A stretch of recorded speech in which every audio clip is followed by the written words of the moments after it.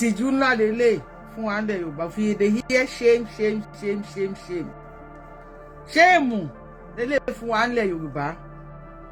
Àwọn ajínigbé tí wọ́n jí àwọn èèyàn gbé l'Ekiti, lára àwọn nǹkan ọ̀tọ̀ràn tí wọ́n béèrè fún omidan virgin ó wà ń bẹ̀. Wọ́n ní virgin gbọ́dọ̀ pẹ̀lú nǹkan tí àwọn fẹ́ gbà owó ránsọ́ọ̀mù owó ọ̀tọ̀ràn ṣáà ti dáràn ńlẹ̀ Yorùbá báyìí ṣáà ti ṣúrọ̀ ńlẹ̀ Yorùbá báyìí ṣáà ti dákun ńlẹ̀ Yorùbá. I don't get it, know why. Tí àwọn tí wọ́n já síwájú fún wa tí wọ́n fi dákẹ́. I don't kò tí ì yé mi mọ̀ bí ó ti yé ẹ̀yin. I don't understand why. Now àwọn tí wọ́n jiyàn gbé ní Ekiti, àwọn tí wọ́n yẹ kí n gbé kíní yẹn wá sí ojú ìwòran wa torí mi fẹ́ pẹ́ lórí ètò yìí púpọ̀. Àwọn tí wọ́n jiyàn gbé ní Ekiti ó lẹ́ ń wò yìí. Kidnapping turns horrific as adopters demand ransom for corpse in Ekiti. Ado Ekiti in okay maybe okay Emma worry. I'm gonna switch my whole myself off from there. Emma mo fẹ́ ṣe mi fẹ́ máa fẹ́ yín tí bá ti lo glass mi glass ojú mi rí gan ju glass lọ. Ado ní orí Punch mo ti kà fún yín o. Excuse me, orí Vanguard. Kidnapping turns horrific as adopters demand ransom for corpse in Ekiti. Ado Ekiti in Eka Marun Ajoni local government area of Ekiti. Please, if I did not pronounce your local government or your place very well, pardon me, please. In Ado Ekiti, a deep silence now hangs over one family caught in a nightmare that refused to end after kidnappers demanded 1.5 million Indian M, that's Igbo Kana, Kana, cocaine, a synthetic drug known as ice, and cartons of canned beer, not for a life to be spared, but for the release of the corpse in their captivity. Àwọn tí gbọ́ wọn kan o, àwọn tí wọ́n jiyàn gbé l'Ekiti, nígbà tí àwọn ará Ekiti tí wọ́n lè meet up pẹ̀lú owó tí wọ́n béèrè, ẹnìyẹn wá pé àwọn náà pa o, bó kú sí wọn lọ́dọ̀ ni o. So wọ́n ti sọ fún àwọn family ẹ̀ pé ó ti kú. Bẹ́ẹ̀ kí wọ́n lè bá rí òkú ẹ̀ gbà, wọ́n náà máa mú 1.5 million naira wá. Wọ́n máa mú ó ti yé yín gbogbo orí dẹ́dẹ́dẹ́ ló máa fà. Kódà wọ́n béèrè fún kambia, wọ́n fẹ́ tí onígò. Wọ́n béèrè fún kambia, wọ́n béèrè fún gbogbo ẹ̀. Lóríṣiríṣi ṣá ni wọ́n ní kí wọ́n kó wá pàdé àwọn. Now, another information coming out now is from native reporters. Terrorists demand for female virgins as ransom in Ekiti. Wọ́n ní wọ́n tún kó àwọn kan l'Ekiti. Wọ́n wá ní wọ́n béèrè iye mílíọ̀nù kan, mọ̀ iye mílíọ̀nù tí wọ́n béèrè o. Mo ti gbàgbé ni mo kà bẹ́ẹ̀ tí mo ti gbàgbé. So àwọn mẹ́rin kan wá gbé owó yẹn lọ. Ìgbà táwọn yẹn débẹ̀, wọ́n sì sí àwọn yẹn sọ́dọ̀. Àwọn tí wọ́n gbówó lọ, wọ́n sì sí wọn sọ́dọ̀. Now, wọ́n wá ń béèrè fún the same local government ni o. Wọ́n wá ń béèrè fún virgins. Kí ló máa pè virgin lédè Yorùbá? Ẹgbẹ́ má dákẹ́ àdúrà. Kí ló máa pè virgins lédè Yorùbá? Àwọn agbésùnmọ̀mí, àwọn ajínigbé, wọ́n ní part of ransom táwọn fẹ́ gbà. Àwọn virgin mi fẹ́ kó má lọ fún mi ní kí lè bá mi tẹ́ fún wọn àánú àbí F2 àbí kí lè má ń tẹ̀. Ẹ bá mi kọ kọ́mẹ́ǹtì o. Wọ́n béèrè pé kó bá wọn pé àwọn ní ìdí ẹ̀kún ransom. Ogun débòde ńlẹ̀ Yorùbá.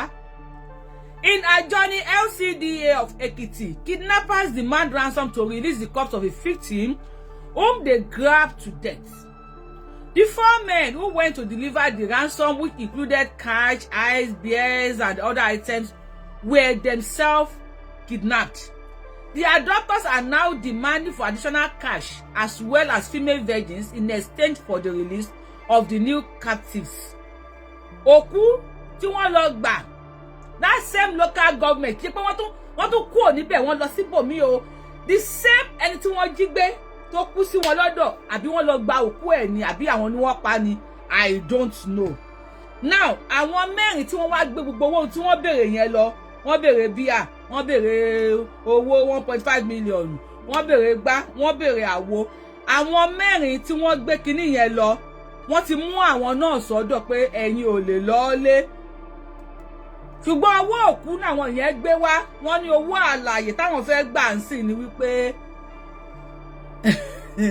terrorists demand for female virgins as ransoms in Ekiti. Ẹ̀pọ̀n fọ́.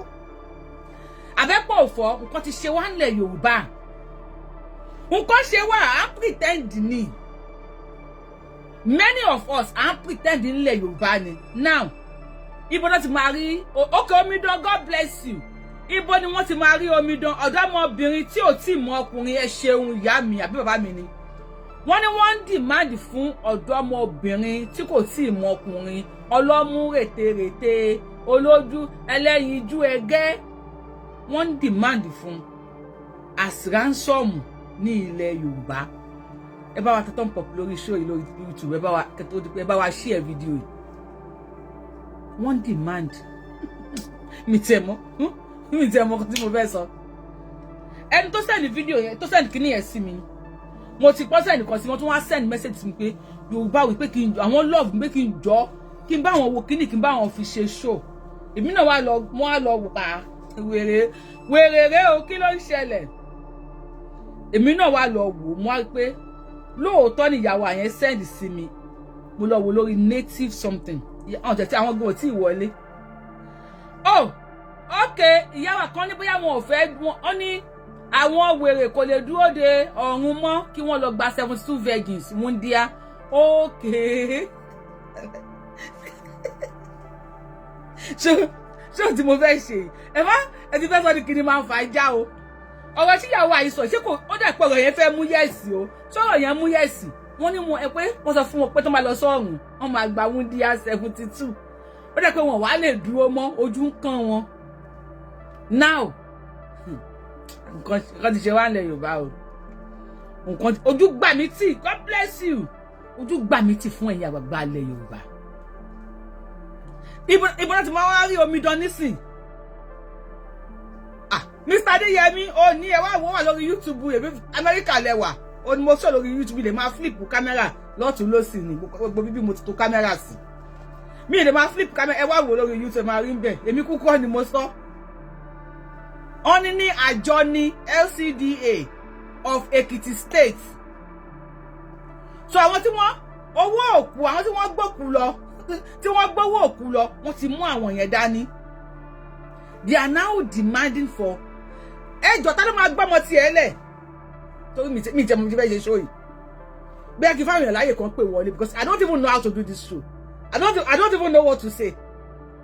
Ọlọ́run. Bẹ́ẹ̀ kí fáwọn èèyàn láyè kan pè wọlé. Torí bá ní mo mọ nǹkan tí mo fẹ́ sọ lórí show yìí. Mo ń parọ́ ni. But we keep supporting evil government. Tinubu Sunday Igboho campaign for is not for Yoruba. We Yoruba should wake up. If Sunday Igboho campaign for Tinubu, you know what is there now. You mọ̀ nǹkan tó wà ní díẹ̀. Sunday Igboho ní campaign. Wọ́n ti pé wọ́n gbówó fún Sunday Igboho láti campaign. Sunday Igboho kò campaign pẹ̀lú owó. Ìgbà tí wọ́n mú sẹ́yìn odi, ṣé kò campaign lọ́fẹ̀ẹ́? No, mo ń béèrè lọ́wọ́ yín. Ṣé kò campaign lọ́fẹ̀ẹ́? Oh my good God. Oh my God. Tó bá múyàn wá ṣe tó fẹ́ tipátipá ni. Ilé jẹ́ nǹkan tìjú. Náà ẹ jọ̀bọ́ láti máa rí omidan o. Táláṣẹ báyìí ẹ ní dààmú. Odútayọ̀ ẹ ní dààmú. Wọ́n ní táláṣẹ. Wọ́n ní táláṣẹ báyìí nílẹ̀ Yorùbá. Tálẹ́ni tá a ṣẹ̀. Tálá máa bèrè lọ́wọ́ ẹ̀ pé ṣó ṣì lè rúgbá. We need to ask people. Ṣó ṣì lè bàbá mi ọ̀tẹ̀ káàbọ̀. Ṣó ṣì lè rúgbá. Mi dẹ̀ bọ́ ọmọ tó ṣì lè rúgbá wà mọ́ o. Ọmọ tó ṣì lè rúgbá wà mọ́ ṣá. Ó ń rúgbó bọ̀. Bàbá mi ó ń rúgbó bọ̀ láti bí 5 years. Ṣé kò tí tó rúgbó dé ni? Ṣé àti tó gbara wa lọ́wọ́ àwọn ọmọkàwọ́ nǹkan nìyí ni? Tinubu ti sọ̀rọ̀ mo ti post sórí YouTube mi Irekerindo. Ó ní state police nsìn kó máa come to pass. Ó ní dandan ní state police. I don't know. Nǹkan tí wọ́n rò débi pé wọ́n fi ń béèrè pé wọ́n ní ìdí omi dán. I don't know. Kí ló lè rò débẹ̀? I don't even know how to do this show. Trust me. Show tí wà confusing.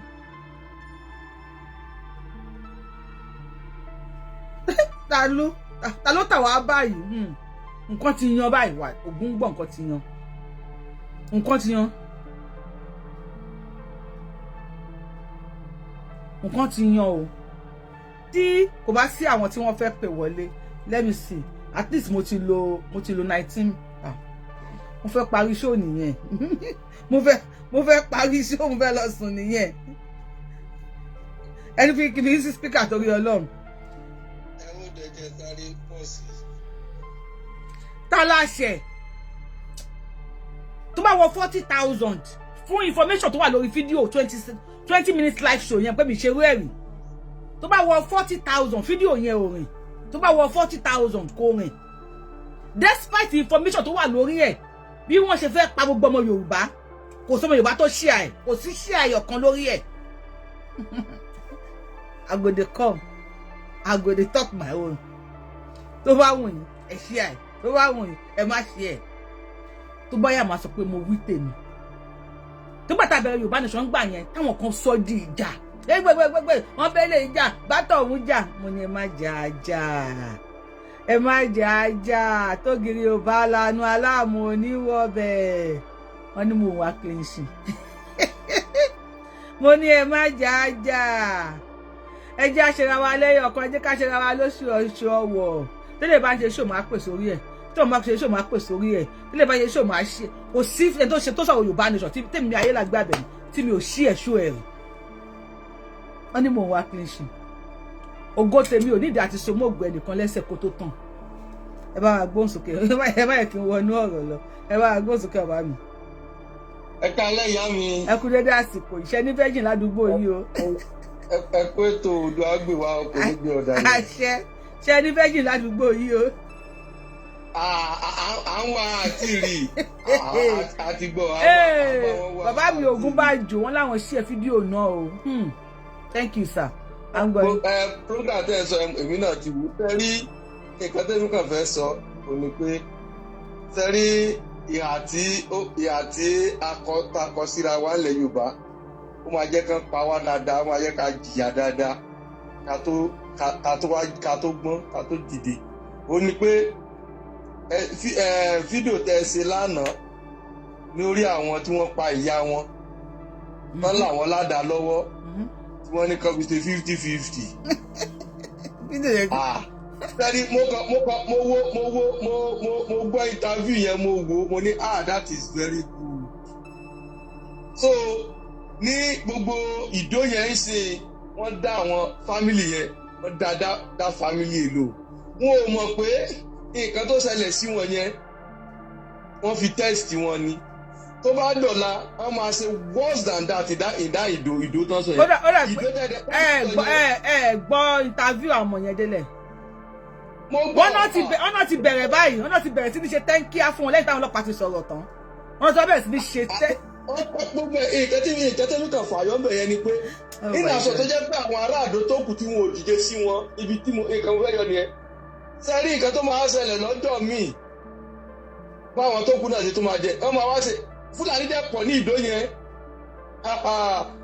Fúlàní pọ̀ ní ìdó yẹn tó jẹ́ pé bóyá áfìdó áfúlàní ni bọ̀ ibi tí mò ń lọ ni pé kólúkálukú wọn kọjá kólúkálukú máa máa bísínẹ̀sì ẹ̀ nílẹ̀ Yorùbá báyẹn ìyẹn máa jẹ́ ká fi lè ráyè wọlé sí wọn lára wọn máa yẹ ká àrà bá pa wá dáadáa orí everybody wa ó máa pé because gbogbo ká bá ṣe ń rí àárín nírí pé family eléyìí ni kò dọ́dọ̀ family mi kò dọ́dọ̀ family mi gbà tó bá máa dọ́dọ̀ olúkálukú lẹ́yọ kọ̀ọ̀kan ara olúkálukú máa balẹ̀ tẹ́pà iná ṣe ń fẹ́. Bàbá wa gbogbo náà ni wọ́n ti sọ pé wọ́n ní ìfẹ́ jù ní ìlú wọn ò fẹ́ jì àlùjànnà mọ́ wọn ò fẹ́ jì àlùjànnà mọ́ kọjá ká kọ̀ntínú báyẹn kí Tinubu máa bá bó ṣe é ṣe kó máa bá lọ ó ti ẹ̀dá bá yẹn bàtà pariwo Yorùbá Nation àsìkò pariwo Yorùbá Nation kọ́lé lè bàtí ìyá bá dùn everybody kò sẹ́ni ẹni tó máa sọ fún anybody everybody máa ṣe fọ́ títa nígbà tó jíyàn gbé ní kí lorúkọ Ondo gbogbo wọn fọ́ sí títì wọ́n búlọ́ọ̀kù ọ̀nà bàtà ọlọ́pàá rí i pé wọ́n insist wọ́n fi wọ́n lẹ̀ wọ́n lọ iye tí ìlú everybody wà tí ìyá bá dùn tó bá dùn wá ìyá mi a máa ṣe the needful. bàbá mi wọ́n ní tó máa rí virgin yìí sìn wọ́n ní wọn ò ní rìlíìsì àwọn tó ń lọ gbòkú ẹ̀wọ̀n pẹ́ nìkan náà jí gbé ẹnìyẹn kú sí wọn lọ́dọ̀ báwọn náà pa ní bó kú ni wọ́n wá ní bèrè 1.5 pẹ̀lú àwọn owó kan so àwọn mẹ́rin tó ń gbówó yẹn lọ sí wọ́n ti máa wọn kalẹ̀ wọ́n wá ń dìmáàndì fún virgin. àmì àgọ̀ ni sẹ́ ìyá mi agbọ́n ni ẹ wá jẹ́ láàgọ̀ tó bá nípa àgọ̀ yẹn ti wá aláàgbọ́n ni ṣé àwọn èèyàn ò sí ìlú yẹn mọ́ aláàtì agbọ́n ni ẹ jẹ́ ká máa wòrán báyẹn kán bájì ń bọ̀ bájì máa rìn wá bá wọn gan fún ara wọn. ẹ jẹ́ ká tún gbé kọ̀lẹ̀ lómi bàbá wa ẹ ṣe gan ni. ẹ pé kẹ ìyá rẹ máa gbé tó bọ̀. à ń bà bọ̀ ọ̀rọ̀ yìí kò kí ń ṣe ọ̀rọ̀ tó funny. You might see me laughing ṣùgbọ́n kò kí ń ṣe ọ̀rọ̀ kò ń ṣe ọ̀rọ̀ téèyàn lè máa fi rín ẹ̀rìn Yorùbá sọ pé tọ́rọ̀ bá ju ẹkún lọ ẹ̀rín lèèyàn máa fi rín so ṣàbáwá lọ máa báwọn èèyàn ní pé ẹjọ́ sọ́fẹ́ jìn lọ́mọ yín ẹ fún wa fẹ́ lọ́mọ fún bandit. hello màámi ẹ̀ ní dààmú. ẹ kú iṣẹ́ o. àjọ ń ṣe nìmọ̀. àwọn Èkìtì yẹn èèyàn kan gbọ́dọ̀ gbọ́ kó mọ̀ sí pé kó òun gbọ́ ni Ọlọ́run ló mú wọn ẹ pé kí nìdí mà. at least 3 or 4 times iṣẹ́ rẹ bó ti wò rí tí wọ́n á rí wọn kó lẹ́kìtì yẹn nígbà tó máa kọ́ wọn lẹ wọ́n á tún dá wọn lẹ àwọn ò lè kọ́ wọn lọ́gbọ́n wọ́n ti àkókò sọ̀rọ̀ kan tó máa ṣe fún àwọn náà ṣe ń repeat the same thing fún wọn gbogbo gbà bí nǹkan tí àbá tó sọ̀rọ̀ kù ní ìsìnkú ọmọdé wọn sọ̀rọ̀ tán wọ́n sọ ní ìsìn wípé ìyàwó tí ì jẹ wọn tí ẹ̀ bá jẹ wọn ọmọ tó yẹ kán ṣe ṣé nǹkan dáadáa làwọn Fúlàní náà ń ṣe yẹn at least wọn kó wọn kójọ kan náà kó 100 àbí 40 kíkẹ wọn kó wọn wá sí ẹmí wò lórí because ẹ follow ààrẹ lèmi ní ilé máa wo program ẹ ìbẹ̀rù máa ń show kò sí wọn ò rí nǹkan kan ṣe sí ṣé ẹgbẹ́ wa ní ọmọ wọn lájì wá ní táwọn gbọ́ná tíwárí bá jí ṣé ẹgbẹ́ ọmọ ayé ìdá tiwa ni wọ́n lọ kó ni àbí ti Òṣoko tó ń kò yé mi. Òṣoko mọ́lẹ̀ tó tọ́jú ẹ ó yẹ ká àwọn olóṣèlú lè ká ọmọ wọn kalẹ̀ náà àbí kí ló dé. torí ìyànà fi ń jẹra wọn láì sábà àwọn Èkìtì gẹ́ pẹ̀lú problem ara wọn táìpọ́n ti ń kọ́ wọn lọ́gbọ́n ni wọ́n ti desist gbọ̀ngàn tí wọ́n ṣàwọn àwọn ń jẹ lọ àmọ́ iye bí mo ti gbó bí iṣu ẹ̀ bí ẹ̀mẹ́ta tí wọ́n á rí wọn kó wọn á tó kó wọn lẹ̀ ẹ̀kẹ́ mọ́ ẹ lọ ìlú wọn bó náà lọ ìlú wọn náà lọ àwọn tó fẹ́ gbalẹ̀ yín tẹ́ ẹ̀ mójútó ẹ wá sọ pé èkìlẹ̀ ní ọmọ kọta fẹ́ ṣe sí Yorùbá ló láti jà ara wọn ká má lórí gọ́ọ̀mẹ̀ntì kankan ìjọ kan ṣẹlẹ̀ pé ta ni ó lead n tó ń ṣe wá nìyẹn. Sunday Igboho tó máa lead wọn ti mú dání wọn ti gba Sunday Igboho lọ́wọ́ wa ṣe báwa là á bú Sunday Igboho mo sọ fún yín màmá ẹ má bínú mi ìdọ́rọ̀ mọ́ yín ẹdẹ́lẹ̀ kí n sọ ọ̀rọ̀ Sunday Igboho ọwọ́ tí mo sọ fún yín àbúrò tó mo máa ń ká lọ́dọ̀ ẹ̀ bìlíìfù mi kò sí wàhálà. gbogbo wa náà ni àjọ dìde tájọ ṣe bí nǹkan náà ṣe pé àkọ́kọ́ wẹ̀ tí ọkọ̀ dìde kò tí ì rẹ̀ nìkan kan dìde tábàárẹ̀ nìkan tó dìde nílùú kan nìsín others will follow ọ̀tẹ̀ tí ó lead tó dẹ̀ ń ṣàwọn èèyàn náà ni pé kán mọ̀ mú wa ẹ wo orú tó ṣẹlẹ̀ nídùú nìbàdàn táwọn ọlọ́pàá tí ò ní tí ó ṣòfò dànù tó ní ká mọ̀ ya fọ́tò bí tó ti ń gbé ìyàwó tó ti ń dún ìyàwó náà sani olóyè kò lè bá ara rẹ kó sábìs lágbára Ọlọ́run àṣẹ Ìdùmarè ó yan àwọn pípù yẹn jẹ ni tẹ́ bá gbọ́ lọ́wọ́ fúlàfáà fi àwa Yorùbá kówó lọ́wọ́ wọn ni àti ẹgbà pa àwọn ọba wa káságbè tí wọn ti sẹgbẹ Ọlọ́run ló ń gbìjẹ ọmọ aláìníyà but at the same time náà àwọn náà ṣàgbọn nǹkan tó ń ṣẹlẹ̀ nísìn táìpẹ́ wá bójúmọ́ tó ní nǹkan tó ti ń sọ ó bí mi nínú tẹ̀ ó tìyàn lójú kẹlẹ́ ọmọ kó bá jìn wá ó ní dá fún wọn níbo táwa náà máa kú sí àṣẹ àṣẹ ẹ bá wà ṣẹṣẹ sí jọ àṣẹ. nǹkan tí mo fẹ́ sọ nìyẹn o àṣẹ màá mi ẹ ṣe kọ́kọ́ wọn láàkọ́ wọn lẹ́ẹ̀kejì wá ti fojú wọn rí mọ̀ boni ṣé bí ọ̀já di níròyìn àbí òròyìn pé 50 kìnnìkan náà láwọn ní nílẹ̀ Yorùbá nígbà ìkíná ṣe sí. 57 camps náà nílẹ̀ Yorùbá. ẹ wá rí wọn kó ẹ wá ń dá wọn lẹ ẹ kán mọ́ ẹ lọ kìnnìkan nonsense nìyẹn ó lè tó ọkọ wọn lọ́gbọ́n àwọn àhàlẹ̀ mọ́ yín ni wọ́n á sọ yín di kínní ìkẹlẹ̀ mọ́ kó bá dì wá ká bọ́ sínú ilé ẹ̀kọ́ sínú ayé gbẹ́dùbà ẹ̀kọ́ máa yé ìdájọ́ adébájá gé jáde ká kó lọ fún wọn. Tòjú bẹ́ẹ̀ lọ. Ẹ ṣe máa mi. Tí wọ́n ṣe tí wọ́n ṣàgbà security votes tí wọ́n fi ń ṣe. Kí ló fi ń ṣe? Wọ́n dà sábà àwọn olórí burúkú olóṣì gbogbo. Àtìkú òsì kúkú lẹ́bi. Wọ́n ti bẹ̀rẹ̀ election ní àwọn olóṣì náà. Wọ́n fọ ní kóńgò rẹ̀ sí kan. Àtàrọ̀ pa mẹ́rin àti 2,000. Wọ́n máa gbé gbóòfò káàkiri ta. Wọn ò ní jà sẹ́tọ̀ wọn. Nínú wọn bá pa gbogbo wọn tán wọ́n mọ̀ nǹkan tán máa ṣe sí. Ẹ ṣe máa mi. Ẹ kọ̀wé sáyé ta tiwa o. Kọ́ lọ káwọn ọmọ rẹ̀ obìnrin kókó wọn jáde. Òjú bẹ́ẹ̀ lọ sí kéèyàn. Ẹ ṣe máa mi. God bless you ma. In fact, ojú tì mí fún wa nílẹ̀ Yorùbá. Ṣé táyọ̀ inú mi ń dùn wípé Sunday Igboho campaign ẹ gé bíbí kẹgẹ síta pé èmi Yorùbá wuyayé là gbé Àbẹ̀ní. Inú mi dùn wípé Sunday Igboho campaign fún Tinubu ní ọjọ́ èní. Yes, gbogbo ẹnu ni mo fi sọ, mo sọ lórí agbègbè, mo sọ lórí íńtánẹ́ẹ̀tì báyìí kẹ́ máa gbọ́. I am so happy pé Sunday Igboho campaign fún Tinubu. Bí mi pé kí ni reason o. Níjọ́ kìíní àná tẹ́ lé Sunday Igboho sórí àtẹ. Tẹ́ ń bu ó kọlà kẹ̀kẹ̀lẹ̀ lídìí wa kíní kan kàwé kò ṣe kíní kan. Mo sọ fún yín mo ní àwọn olóṣèlú ń wò yín. Mo ní if care is not taken wọ́n máa gba Sunday Igboho lọ́wọ́ yín. Yes, tó bá jẹ́ confam ẹni tó mọ ìjà jà ẹni tó mọ ìjà jà sórí ẹni tí wọ́n tó wúlò fún àwọn kan yẹn táwọn yẹn wá rí bí ẹni wípé kò wúlò fún wa o àtijọ́ fìdí gbòdì gbogbo àlà ní fóònù nọ́mbà ẹ̀ lọ́wọ́ táwa ti pè é ẹ máa gbé gba ẹnìyẹn lọ́wọ́ wọn.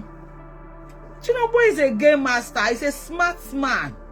Olóṣèlú Nàìjíríà wọn ò dẹ̀ ní wọná because wọ́n mẹ́yìn táwọn play game pẹ̀lú ẹ̀.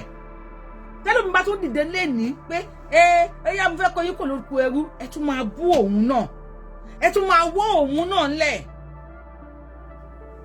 Nàìjíríà mi mọ bí mo àgàgà ilẹ̀ Yorùbá I don't know. Sunday Igboho ó kàn pífò kò ní kàn pífò lóṣèlú. Ṣé ẹ̀yin lè free ẹ̀ níbi tán fi sí? Ṣé ẹ lè dá kalẹ̀ níbi tí wọ́n fi sí tó bẹ́ẹ̀ àwọn kó tẹ̀lé pọ́ máa ṣí kalẹ̀ gan àwọn gan máa pè jókòó pé wá Sunday Igboho jókòó ó pariwo Yoruba Nation gbogbo iṣẹ́ ẹ̀ ò lè ṣe mọ́ ìyàwó ẹ̀ àwọn ọmọ ẹ̀ ò lè mójútó wọn mọ́ bàbá ṣé mo ṣe wá pa wá ìsọwádà ní orílẹ̀-èdè Yorùbá la fẹ́ wọ́n máa wá ṣí àwọn fídíò fún láwẹ́láwẹ́ fídíò tí yín tẹ̀sí sọ pé ó kọlà fídíò tí yín tẹ̀sí ní kó kàwé fídíò tí yín tẹ̀sí pé nífẹ̀ẹ́ ní wúgẹ̀tì wọ́n máa wá ṣí oríṣiríṣi fídíò fún ṣé àwọn tó máa jà àwọn tó ń jà fún lélẹ̀ tẹ́lẹ̀ wá jọ torí Ọlọ́run ta ni ò fà láàfíà Sunday Igboho ní Yoruba Nation àlàáfíà wo lẹ fún fọ́tò ìyá ẹ̀ orí íńtánẹ́ẹ̀tì láti kọ́kọ́ rí fọ́tò ìyá Sunday Igboho bàbá Akíntóyè first wife wọn orí íńtánẹ́ẹ̀tì láti kọ́kọ́ rí ẹ go deeper into their private lives mi ò pariwo fún yín gbà yẹn Yorùbáwùyí ṣùgbọ́n tó pé mò ń ká lòlò tí mo bá ti sọ̀rọ̀ kí n gba ọ̀rọ̀ mi gbọ́ not until tójú yín bá jà. ṣùgbọ́n wọ́n dẹ̀ ti ń béèrè fún virgin nísìn ibi tá ti máa rí virgin sí ni ẹ̀dá gbé ẹ sọ fún tá ti máa rí virgin fún wa o ẹ sọ ibi tá ti máa rí virgin fún wa o tá ti máa rí virgin tó máa kú lọ fáwọn bá ẹ̀dá náà kí wọ́n fáwọn virgin ṣe náà ṣé ìpínlẹ̀ tí wọ́n ṣe oògùn ẹ bá wa gbóhùn sókè tó fẹ́ fáwọn virgin ṣe òye ni TikTok mo gbá àwọn èèyàn wọlé wọ́n drop ni because ẹ power tap ẹ bá wa gbóhùn sókè bàbá mi ẹ̀ ní dáhùn ẹ káàbọ̀. ẹ kú iṣẹ́ náà. àjọ ń ṣe ni yóò máa gbé ṣe. àṣẹ Ìdùmarè. ṣe lórí ọ̀rọ̀ ìdò tẹ́ ẹ sọ yẹn mà. ní 2015 or 16 tó di pé àwọn crisis tó di pé ẹ̀kíní ìṣẹ̀lẹ̀ yẹn tó ṣẹ̀ṣẹ̀ ṣẹlẹ̀ láyé ibi náà kankan èmi àti ẹ̀gbọ́n mi yẹn òun ló hẹ́ẹ̀dì Ìdó local government so wọ́n máa ń bá àwọn lọ́balọ́ba yẹn wọ́n máa ń bá wọn ṣe meeting so ìgbà yẹn mo invent kinní kan tó jẹ́ pé kinní yẹn tẹ́ bá ti dà sórí ibi tí ẹ gbé nǹkan sí tàbí orí ibi tẹ́ ẹ kó nǹkan èrè oko sí àwọn màálùú yẹn kò ní lè débẹ̀ láti lọ jẹ àwọn èrè yẹn àbí nǹkan kan bọ̀ kó lè grace lórí other areas but àwọn nǹkan èrè oko nǹkan kan yẹn ò ní lè débẹ̀. So now nígbà tí ẹ̀gbọ́n mi tó wá introduce mi sí àwọn lọ́balọ́ba nǹkan kan àtàwọn àgbẹ̀ kọ̀ọ̀kan tó wà ń bẹ̀ ìgbà tẹ́nìkan ni wọ́n máa dáhùn lọ́ba ní pé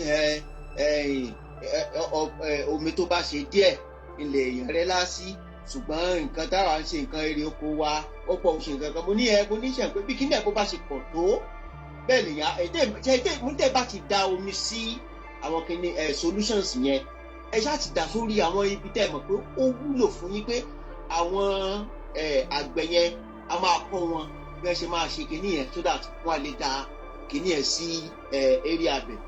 Now instead káwọn lọ́balọ́ba àbí nǹkan kan gbà yẹn kán embrace kíní yẹn kán dẹ̀ lè ṣe so that kò ní máa sí ìjà láàrin àwọn darandaran àtàwọn àgbẹ̀. Ó dàbí ẹni pé lára àwọn ọba àbí nǹkan kan tó wà ń bẹ̀ yẹn àwọn kan wà tó pé wọ́n ní màálù tó kó fún àwọn Fúlàní tó ń bá wọn da kíní so púpọ̀ nínú wọn àkéṣẹ̀ wọ́n ní àwọn kọ́ làwọn máa ṣe pé gọ́ọ̀mẹ̀ntì ni màá lọ bá tó máa lọ bá wọn ṣe. Náà ẹgbẹ́ mi wá ní gbọ́dọ̀ pé náà tẹ́ ẹ bá lọ tí bọ́ọ̀ yìí tó bá lọ bá gọ́ọ̀mẹ̀ntì pé kó bá yín ṣe bọ̀ kó tó di pé gọ́ọ̀mẹ̀ntì ó dá yín lóhùn yóò take time ẹ sì mọ̀ bára yín jà. Ní tó ṣẹlẹ̀ ni wípé ẹ pera yín jọ bóyá local government chairman àbí nǹkan lè máa pè tó máa assist yín in doing this thing and tí by the time tó ń bá rí i pé ìjọba máa dá yín lóhùn ìjọba dá yín lóhùn ìjọba ò dá yín lóhùn ṣùgbọ́n òògùn òdu yín tẹ̀ ìdìbò ṣiṣẹ́ kí àwọn màálùú yẹn kó má jẹ́ pé kó má bàjẹ́ kó tó di wípé ìjọba máa dá yín lóhùn tíjọba bá dá yín lóhùn owó tán bá fún yín á fi jẹ́ ti àpò tí yín láti máa fi ṣiṣẹ́ sí nìkan kan.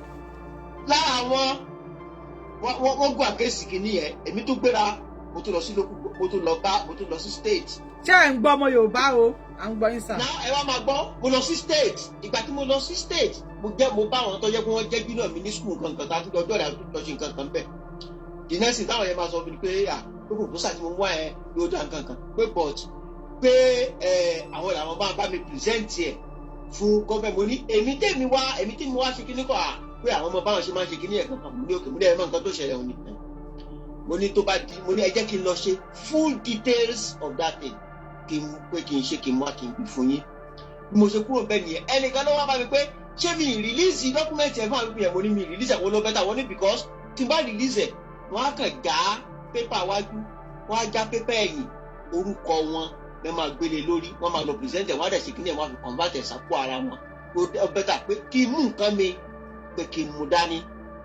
Now ká ní pé kíní yẹn ká ní kó ti ṣẹlẹ̀ nígbà yẹn ni wọ́n ti àtáàkì kíní yẹn kó tó di kó di sìn ẹ wá wo nǹkan tó ń fojú wọn rí sìn ẹni tó sọ wípé wọn ò tí ì pa àwọn èèyàn wa ẹ̀ dáadáa lóòótọ́ kì í ṣe nǹkan tó jẹ́ ìdùnnú fún mi ṣùgbọ́n nítorí wọn wá tójú wọn rí nìyẹn ẹ ń gbogbo ìgbà tẹ́ ń ké wípé ẹ jẹ́ ká protect Sunday Igboho ẹ má jẹ́ kí àwọn tí wọn ò mọ nǹkan kan nípa máa yìí ẹ má jẹ́ ká bá kékékékékékékékékékékéké ok nsìn Sunday Igboho yẹn náà wá gbà sí tó ṣe é gbà mọ́ lọ́wọ́ Tinubu báyìí. wọ́n ti gbà lọ́wọ́ wa.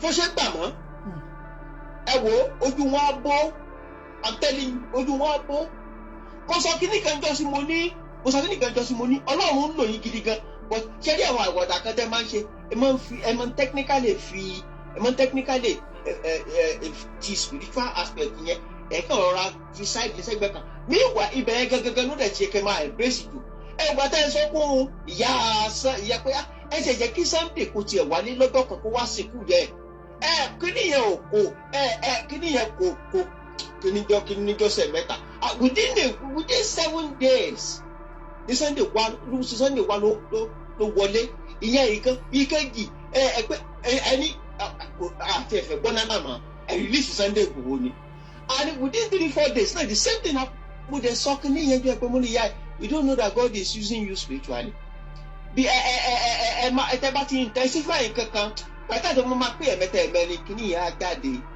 ẹ mo lè sọ pé mo ní ẹ máa sọ pé Yorùbá nation la fẹ́ ẹ wo kọ́ ní ẹ wo bí ti ọ̀rọ̀ ọba jẹ́bà ẹ wo nǹkan tó gbà yọ jẹ́rí àwọn èèyàn wa jẹ́rí ẹ wò. bàbá wa akẹ́tọ̀ lọ àṣẹ Èdùmàrè ṣe ń gan mi mọṣẹ́ pásítọ̀ ṣe bí ẹ̀ mo máa ṣe pásítọ̀ mi níṣẹ́ ọmọ ọ̀dọ́ mọ́. it is not until when you become a pastor but tó bá yẹ pé they want to intensify nǹkan lẹ́ẹ̀mẹ́ta ìdí ajá.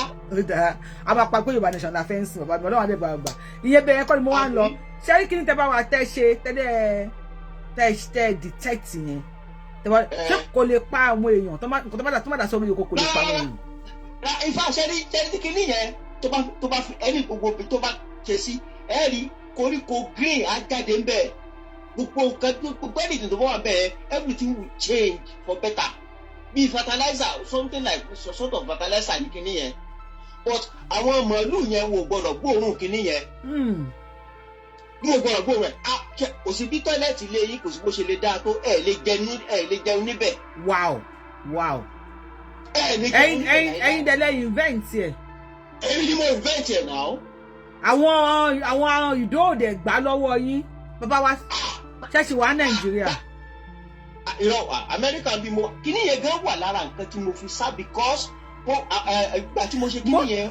mo rí nọ́mbà yìí mo mọ̀ pé nọ́mbà Amẹ́ríkà so nísìnyí kíní yẹn ń sìn àti lose ẹ̀ ńlẹ̀ Yorùbá nìyẹn o èyí náà ti sáwá sí Amẹ́ríkà because mo rí nọ́mbà yìí pé plus ni. kílẹ̀ wọ́n lọ sọ́fíìsì mi wọ́n bọ́gbù ẹ̀ wọ́n jí láptọ̀pù lọ wọ́n rò pé bóyá nínú láptọ̀pù mo save kìíní yẹn sí nígbà mo rí water people yẹn gbé I removed everything pátápátá kódà original tí mo fi present kìíní yẹn ó wà nínú ilé mi ń sìn yín. l'Amẹ́ríkà. kẹ́gbàrà Ọlọ́run.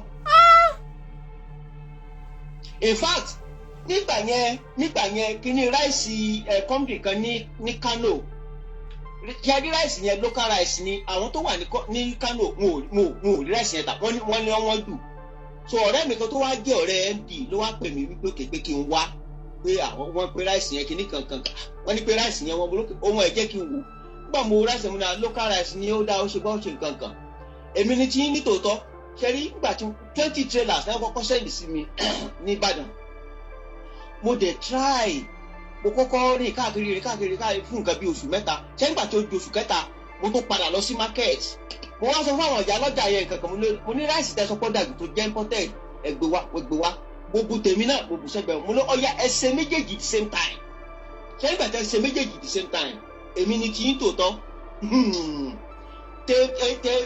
tèmi yẹn wọ́n sì kódà ó wú débi wípé is 2 times mi ò tí ì kúrò ní Gbági market tí ẹ fi kọ́kọ́ book fún 10 trailer loads of rice 10 trailer loads ngbà kíní yẹn kò ju nǹkan bóyá bíi ọ̀sẹ̀ méjì àti mẹ́ta lọ the whole 20 trailer loads ó tán ni ibi tó ti di pé àwọn ministers nǹkan tẹ́ fi connect nígbà yẹn láyé Jonathan ìyá ọ̀rọ̀ pọ̀ nbẹ̀. bàbá mi mo ń wo àwọn comment kan ní comment section tí mo rí bàbá mi I think we need to talk after this show. Ìtẹ̀tẹ̀ wá jápa yìí kí la wá fẹ́ Yorùbá máa ti sọ nǹkan nu. Yorùbá máa ti dágún o bò sí o. Ǹjẹ́ mọ nǹkan tó ṣẹlẹ̀ mà? Mi ò mọ̀ àfi tẹ́ bá sọ. Nílùú tí mo wà yìí mo kàn sọ fún yín in confidence ẹ rí i pé ilé tán kọ́ sí Amẹ́ríkà wọ́n máa ń fi àwọn kinní kan síbẹ̀ sínú àárín ilé yẹn báyìí bí ìfùkùfù báyìí wọ́n pè kíní ẹ̀ ní insulation. Ṣé kí ni insulation yẹn mo ṣiṣẹ́ ní company yẹn mo wá ń sọ fún ọ̀gá mi gbà kan mo ní ṣé ẹ mọ̀ pé kinní yìí ṣé ẹ mọ̀ pé tó bá di ìgbà ooru máa ń mú gidi gan-an pé òkè ilé dẹ̀ ni ooru ti máa ń mú jù wọ́n nìyẹn mo ṣe pé kinní yìí àwọn kinní waste yìí tá a bá lọ múlọ́múlọ́múlọ́ ṣé ẹ mọ̀ kinní kan báyìí tó ṣe ẹ bá mọ̀ kinní kan báyìí tó ń pè ní bíi aluminium foil tó máa fi cover kinní yẹn aluminium foil mo ní pé kinní yẹn pé tá a bá wá glue tó dàbí olómi yẹn tá a bá ṣe sínú bíi flat plate yẹn tá a bá fi aluminium foil yẹn tá a bá dà lé lórí tá a bá kéèkì ní yẹn sí slice ceiling bíi 4 feet by 4 feet yẹn tá a bá fi sí orí òkè ilé ooru ò ní mú nínú ilé so á reduce high cost of electricity. ọ̀gá mi wá wò títí túnbà tó wá wò lọ́sọ̀ mi pé ó ní rí ìmọ̀ nìyẹn dábàá wọ́n try kìíní yẹn ó work ní ìwà iṣẹ́ rẹ̀ mọ̀ iṣẹ́ Amẹ́ríkà àkọ́kọ́ ṣiṣẹ́ báyà bí oṣù 3-4 kan kó tó pín fún àyíká permanent appointment wọ́n láti ẹ tó wá jẹ́ plant bí production manager bí nǹkan ó dẹ̀ kọ special memo sí mi lórí in fact mo lè ya fọ́tò t-shirt tí wọ́n mọ̀ọ́mọ̀ ṣe ń torí mi ṣùgbọ́n kọ́mọ́dà bẹ́ẹ̀ pé fojú sí mi lára wọ́n kàn mú bóyá bí department wa ṣùgbọ́n wọ́n mention orúkọ mi pé láti ìgbà tí company yẹn tẹ́ ti bẹ̀rẹ̀ third shift ní Amẹ́ríkà pé production nǹkan báyẹn pé kò jáde rí rárá ó wà if you want to see the t-shirt I can snap the t-shirt to you tí màá dẹ̀ send ẹ̀ sí yín. ẹ send ẹ̀ sí mi báyìí mo ṣe wà lórí show yìí. Mi ní show ẹ o I am not showing it I just want to see it. No màá send ẹ̀ sí because mo ń ṣe àwọn iṣẹ́ kan lọ́wọ́. Ẹ wo ìyá ṣe rí Yorùbá ti sọ nǹkan nù. No. Ṣẹ́rí kìíní yẹn mi ò ṣẹ́rí gbogbo ìlú Kánò nǹkan tán sọ pé kìíní yẹn tí wọ́n bá kó kìíní yẹn dé ibẹ̀ ẹ wò ó pé ooru mú nínú ilé kìíní kankan gé kìíní yẹn sí 4 feet ní silly size. Ọ̀rọ̀ mi ẹ jẹ́ ká sọ̀rọ̀ lẹ́yìn ètò. Ok ó dáa. Yorùbá ti sọ nǹkan nù ẹ pẹ̀lẹ́ sà sọ nǹkan nù. Bàbá wa gbóǹsókè lórí TikTok mo ń gbà àwọn èèyàn wọlé on drop ní má bínú ẹ bá sọ gbóǹsókè kíákíá kó tó ti pẹ́ yìí náà tún drop àwọn èèyàn ń drop ẹ kú dédé àsìkò yìí o. Yes ma'am. Orúkọ mi náà Ahmed láti Ondo State. Ẹ káàbọ̀ sá o. Ṣé rí nǹkan tá a ọgbọ́n fọwọ́ ara wa fà ní ilẹ̀ Yorùbá yìí ló pọ̀ jù. From now no Ondo State nobody can go to farm nobody. Mo bá léèyàn bẹ́ẹ̀ ẹ confam pé ṣé àwọn èèyàn lọ sóko ọkàn wọn dẹ̀ máa balẹ̀. Ní Ondo State. Kò sí. Ẹ jọ̀ọ́ tẹ́ bá ti wọlé lórí ẹni sùn bàbá mi ẹni sùúrù tẹ́ bá ti wọlé lórí show yìí ẹ jọ̀ọ́ kò fi wá lórí ètò yìí tẹ́ bá ti wọlé tẹ́ bá ti bá wa mute a máa ń drop wọn ni ẹ má bínú sà ẹ má bínú mà á fi ṣègbéraga. Bàbá wa ẹ gbóhùn sókè mo ní èèyàn mẹ́ta tí mo fẹ́ drop nísìnyí ẹ gbóhùn sókè and if I drop you I'm not bringing you up. Ẹ bá wa gbóhùn sókè sà. Mr. Taiwo see you some other time sir. Ẹ ṣé. Adó tún kù. Àwọn oníwọ̀n gbogbo ẹni tẹ́ ẹ̀ mute yẹn má bínú ẹjọ́ see you some other time kò kí ń ṣe ní ìmọ̀. Anybody tó bá ti mute a máa drop yín ni ètò òfin wa lórí bíbí yìí nìyẹn. Ẹni tí mo lọ rẹ̀ kí ìyá náà tó bí ọdún mẹ́ta.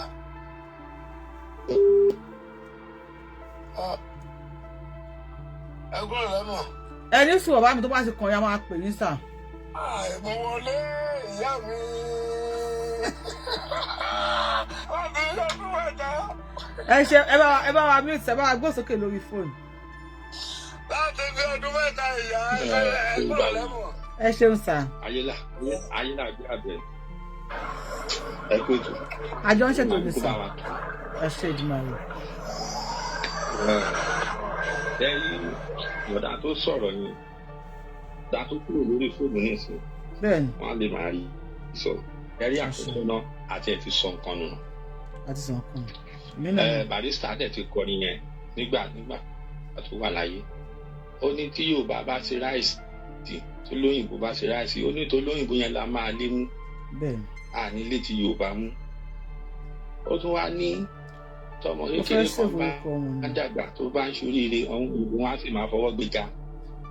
Ó ní táwa bá rẹ̀ tó bá fẹ́ ṣoríire ń bí ó ní àti àkùfàwálẹ̀ làwọn máa wò pa. Ṣé mọ̀ pé tí wọ́n bá gẹ̀ẹ́tì ti ẹ̀gbọ́n yẹn wọ́n á padà wọ́n á gba proposal yẹn lọ́wọ́ ẹ̀. Wọ́n fẹ́ pàdánù ló ṣe sá wá sí Amẹ́ríkà tó wà l'Amẹ́ríkà nọ́mbà Amẹ́ríkà ló fi ń pè mí. Bẹ́ẹ̀ni. Mo mọ̀ ṣé wá rí gbogbo ọpọlọ tó yẹ kó lò kan fi develop bí ta ló mọ bí àbá tó ṣe wà nílẹ̀ Yorùbá nísìn torí tí wọ́n bá gbé nǹkan yẹn jáde ọpọlọ tí wọ́n bá gbé jáde yẹn á spread á tún jẹ́ kí àwọn ọ̀dọ́ kẹ́lùmí tún níṣẹ́ lọ́wọ́ nù wọn torí bí kí nìyẹn ti máa spread nìyẹn tó máa kọ́ wọn èèyàn tó wọn máa ṣe ẹlòmíì á fi make ara ẹ̀ bí sí wọ́n ti gbé ọpọlọ yẹn sìn. Wọ́n ti gbé lọ sí ìlú. Ẹjọ́ èèyàn ẹ má kí ọ̀rọ̀ bàbá yẹn kó dá ìfàtí wọ̀ ẹ jẹ́ ká sọ̀rọ̀ nípa àwọn tí wọ́n kóyàn lóńdó tán ní kán lọ kó virgin wà pé ransom táwọn fẹ́ máa gbà nísìn táwọn máa gbowó tán àti wọ́n á fi virgin sórí ẹ̀ virgin. ẹ̀yin lẹ wo comment ẹ mo ti sọ síbẹ̀ lẹ́ẹ̀kan mo ní bóyá wọ́n fẹ́ kí Yorùbá wuyi provide omi tán fún wọn.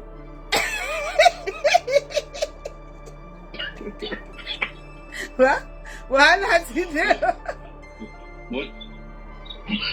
wọ́n ní ẹ̀yin náà fẹ́ kó provide omi gbọ́ fún wọn láti Amẹ́ríkà kẹ́ fi ṣọwọ́ sí wọn bóyá ẹ kò mọ pléènì tí àwọn American sójà fẹ́ tó ń gbé bọ̀ bóyá ẹ lè bá wọn fi sínú ẹ̀. nǹkan ti ṣe wá nílẹ̀ Yorùbá o. lẹ́rí àti ìmọ̀ wọ́n ṣẹ̀ṣẹ̀ bẹ̀rẹ̀ sí ní para ni wọ́n á pa ìyá àti ìsìnkú lára. ṣẹ́rí gbogbo àwọn lọ́balọ́ba yẹn ní àwọn àgbààgbà yẹn tí wọ́n sì ń gbọ́ sí tí wọ́n ṣoríṣi yẹn tí wọ́n ń dagbádá òfò kiri ẹlòmíì ìfìlà ẹ̀ ojú yín lòlù máa gbà bọ̀ síta agbádá ẹ̀gbọ́n náà máa fi yí lórí ojú agbóná mí ní yé sọ ojú agbóná máa ti gbé ọba mi ṣèbí èyí tó ń ṣe wọlé lọ bá ní ìsìn tí wọ́n pa tàtẹ gbọ́ pé ìyẹn ṣọkùnrin ọba tó ń fi fáyàn nìyẹn kò ní ọba àwọn ẹlòmíì tó máa gbé. ọba tẹ́ ń sọ̀rọ̀ nípa ẹ̀yẹn ẹ jẹ́ kí n sáré gbé kinní kan jáde nípa ọba yẹn mímọ̀ tó bá wà lórí ibi tí mo ti ń ṣe show yìí. I made a video this morning and it's an information, so I wish people could share the video, but nobody, at least there are 2 people. One can now share. Okay, I have it here. Ọba yẹn ni, like mo ti show it tẹ́lẹ̀, I don't know. Ọba yẹn ni tí ẹnìkan sọ wípé ọba tí wọ́n pa yẹn òun wish pé ó kú pátápátá o. Wípé ìkọ̀kan lọmọ wọn yọ ńlẹ̀ Yorùbá. Kí ló lóhùn jẹ́ ṣùgbọ́n ajágbe wọn kéfì bẹ́ẹ̀ ni.